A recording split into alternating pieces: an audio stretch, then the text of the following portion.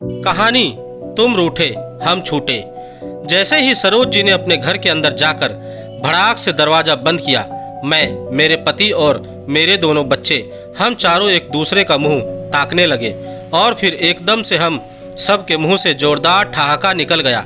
मेरे दोनों बच्चों का हंस हंस के बुरा हाल था और वो दोनों पेट पकड़कर नीचे बैठ गए थे। पति देव भी मुस्कुराते हुए मेरी तरफ देखकर बोले, तुम भी न यार कमाल करती हो कभी कभी। अब मैं क्या बोलती, जो हो गया सो हो गया। दोस्तों, मैं अवनी, दो प्यारे प्यारे बच्चों की माँ। बड़ा बेटा 15 साल का है और बेटी अभी 11वीं में गई है। मेरे पति राघव MNC में जॉब करते हैं और इसी चक्कर में हम अपने घर से दूर दिल्ली में रहते हैं। अब आप सोचेंगे कि यह सरोज जी कौन है। फिर सरोज जी हमारे सामने वाले फ्लैट में रहती हैं। उनके घर में भी उनके पतिदेव और इकलौती बेटी है। पतिदेव सरकारी नौकरी में है और उनका खुद का घर है। बेटी अच्छी खासी पढ़ी लिखी है और नौकरी के लिए दूसरे शहर गई हुई है। अर्थात सरोज जी और उनके पति वो दोनों ही उस घर में रहते हैं। हमें इस शहर में आए अभी ज़्यादा टाइम नहीं हुआ है, मुश्किल से 6 महीने बीते होंगे। लेकिन इन 6 महीनों में हमारी प्यारी सरोज जी ने हमें नाको चने चबवा दिए हैं। जब 6 महीने पहले हम इस शहर में आए थे तो उस दिन सरोज जी ने हमें 1 कप चाय पिलाई थी। उस 1 कप चाय का कर्जा मैं ब्याज इतना ज़्यादा था कि उतारे नहीं उतर रहा था। मैं अब तक चक्रवृद्धि ब्याज की दर से बढ़ते उनके कर्जे को उतार नहीं पा रही थी। इसी कर्ज के दौर में उनके घर आए दिन या तो चीनी खत्म हो जाती या चाय पत्ती, कभी आलू नहीं तो कभी कभी टमाटर भी खत्म हो ही जाता है। अब क्या कीजिएगा, एक आध चीज अगर खत्म हो जाए तो आदमी बाहर थोड़ी ना भागता है। खड़े पैर दुकान पर कौन जाए, पड़ोसी किस लिए होते हैं। यह सोचकर सरोज जी 2-4 दिन तो हमसे मांग कर ही निकाल लेती थी। उसके बाद कहीं जाकर उनका खत्म हुआ सामान आता था, पर इतनी देर में कोई दूसरी चीज खत्म हो जाती थी। अब वो इतने अधिकार से मांगने आती थी कि मना करते भी नहीं बनता था। आदमी उसी से तो मांगता है ना जिसे वह अपना समझता है। उनके इसी अपनेपन के चक्कर में कई बार तो मेरे घर में सामान खत्म हो जाता था, पर मैं संकोची स्वभाव की हूँ, कभी कह नहीं पाती थी। उनके प्रेम और अधिकार के सामने मेरी जुबान पर ताला पड़ जाता था। मेरे बच्चे ज़्यादा छोटे तो नहीं हैं, पर फिर भी बच्चों की तो खाने पीने के मामले में कोई ना कोई फरमाश लगी ही रहती है। जब भी कभी कोई खास चीज़ बनाती थी तो उसकी खुशबू चाहे मुझे ना आए, लेकिन सरोज जी के नथुनों में मुझसे पहले पहुंच जाती थी और किसी न किसी बहाने वो बैल बजा देती थी और उसके बाद जो भी चीज़ बनाई हो उसे देखकर कहती, अरे वाह, तुम्हें कैसे पता लगा आज मुझे यही खाने का मन था। तुम बिल्कुल मेरी छोटी बहन जैसी हो, मेरे दिल की सब बातें जानती हो। अब जब मेरी बड़ी दीदी मुझे ऐसे कहेगी तो मैं मना कैसे कर पाऊंगी। मैं बड़ी शराफत से अपनी प्लेट का सामान उन्हें दे देती थी और वो भी मुझे दुआएं देती हुए अपने घर लौट जाती थी। अब यह सरोज जी का आए दिन का काम हो गया था। शुरू में तो मैंने समझा अकेली रहती हैं, इकलौती बेटी भी बाहर है, पति सारा दिन ऑफिस में व्यस्त रहते हैं, अपने अकेले के लिए बनाने खाने का मन नहीं करता होगा, इसलिए यहाँ से कुछ ले भी जाती हैं तो क्या फर्क पड़ता है। हूँ तो पड़ोसी ही ना। लेकिन फिर धीरे धीरे उनकी दखल अंदाजी बढ़ने लगी। एक बार उनकी काम वाली बाई 4 दिन की छुट्टी पर चली गई तो अगले दिन सरोज जी अपने घर के कपड़े उठाकर मेरे घर आ गई। आपकी वॉशिंग मशीन खाली है तो एक चक्कर मेरे कपड़े भी चलवा दीजिए। उस दिन मुझे पता चला कि सरोज जी के घर में वॉशिंग मशीन नहीं है, क्योंकि काम वाली बाई काफ़ी समय से लगी हुई थी और वही सब काम करती थी। मैं साफ सफाई के मामले में थोड़ी सी वहमी हूँ। बेशक सरोज जी मेरी पूज्य दीदी जैसी थी, पर फिर भी उनके गंदे कपड़े मेरे मशीन में डालने का मेरा मन नहीं किया। पर फिर भी मरता क्या ना करता, मैंने कपड़े मशीन में डालकर धो दिए। वो तो शुक्र हुआ कि काम वाली बाई ज़्यादा लंबी छुट्टी पर नहीं गई, नहीं तो शायद आज वाला कांड तभी हो जाता। सरोज जी इतनी प्यारी हैं कि उनके हमारे घर किसी भी समय आने में कोई हिचकिचाहट नहीं होती थी। अगर उनका कोई मनपसंद सीरियल आने का समय होता था और उनकी केबल ना आ रही हो तो वह बेझिझक हमारे घर में स्मार्ट टीवी पर अपना प्रोग्राम देखने आ जाती थी। वो इस बात की चिंता कभी नहीं करती थी कि हो सकता है हम लोग आराम कर रहे हों या खाना खा रहे हों। अपनों से कैसी शर्म, मैं तो जैसे तैसे झेल रही थी, लेकिन मेरे बच्चे अब खींचने लग गए थे, क्योंकि जब उनको टीवी पर कुछ देखना होता था उसी समय सरोज जी ने भी कोई न कोई फरमाइश प्रोग्राम देखने का मन बनाया होता था।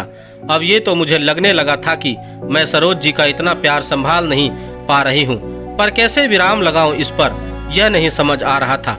उस पर तुर्रा यह था कि जब कोई खाने वाली चीज लेकर जाती तो उनका बहाना यह होता था, अरे मैं तो आज बनाने ही जा रही थी, अच्छा हुआ तुमने बना लिया, हमें तो थोड़ा सा ही चाहिए होता है, मैं यहीं से ले जाती हूँ। और मैं कई बार मन महसूस कर रह जाती थी, क्योंकि बहुत बार ऐसा हुआ कि राघव के लिए वह चीज नहीं बच पाती थी।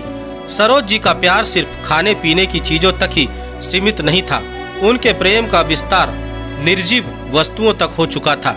अगर हम अपने घर के लिए कोई सामान खरीद कर लाते, जैसे पिछले महीने हमारे घर स्मार्ट टीवी आया था, तो छूटते ही उनके मुंह से निकला था, अरे हम भी सोच रहे थे स्मार्ट टीवी लाने को, अच्छा हुआ तुम लोग ले आए, यहीं देख लिया करेंगे, जो कुछ देखना होगा। हमारी तो जान हलक में आ गई, ऐसे कैसे यहीं देख लिया करेंगे।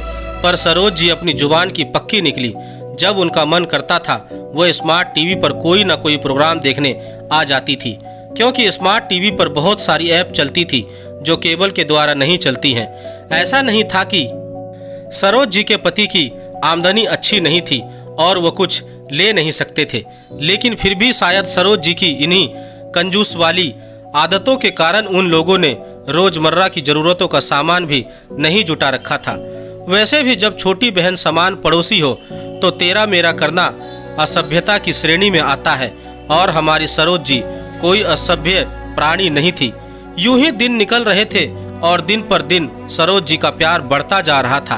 अब मुझे ऐसा लग रहा था जैसे इस प्यार की बेड़ियां मुझे चारों तरफ से जकड़ रही हैं और मैं इन बेड़ियों से छुटकारा पाने के लिए छटपटाने लग गई थी, और शायद इसी छटपटाहट के कारण आज की घटना घट गई। अच्छा, कुछ यूं कि 2-3 दिन पहले हमारे घर ड्राइंग रूम में लगाने के लिए एसी आया था। आज जैसे ही कंपनी वाले एसी इंस्टॉल करके गए, सरोज जी अपने प्यार का कटोरा लबालब भरे हुए हमारे घर आ गई। अरे वाह, एसी लग गया है ड्राइंग रूम में, बहुत बढ़िया। अब आदमी हर समय बेडरूम में ही थोड़ी ना घुसा रहता है। हम भी सोच रहे थे लेने के लिए, चलो अच्छा हुआ तुम लोग ले आए, तुमने लिया या हमने लिया, एक ही बात है। इतना सुनते ही उनके कुछ और बोलने से पहले ही घबराहट में मेरे मुंह से निकल गया, नहीं नहीं भाभी जी, आप वाला एसी नहीं लाए हैं। जब हम लेने गए थे तभी हमने बताया था उन्हें कि हमारी पड़ोसी सरोज जी भी एसी लेना चाहती हैं, तो उन्होंने हमें कह दिया था कि हम उनका वाला आपको नहीं दे रहे हैं। इतना सुनते ही सरोज जी का मुंह एकदम काला पड़ गया। आपके कहने का क्या मतलब है? कहीं आप ये तो नहीं जताना चाहती कि मैं आपके घर बिना आपकी मर्जी के पड़ी रहती हूँ? मन में तो आया कि कह दूं कि हाँ जी, कहना तो यही चाहती हूँ, पर मुझे जैसी मेमनी सिर्फ मिमिया के रह गई। और सरोज जी, उनका प्रेम पिछली गली से निकल चुका था और अब उनका रौद्र रूप हमारे सामने था। कहिए तो मैं आपके घर ना आया करूं? मैं तो आपको अपनी छोटी बहन समझकर प्यार करती थी। मुझे क्या पता था कि आपको मेरा आपके घर आना पसंद नहीं है। हमारे घर क्या एसी नहीं है? हाँ, ड्राइंग रूम में ना सही, बेडरूम में तो है।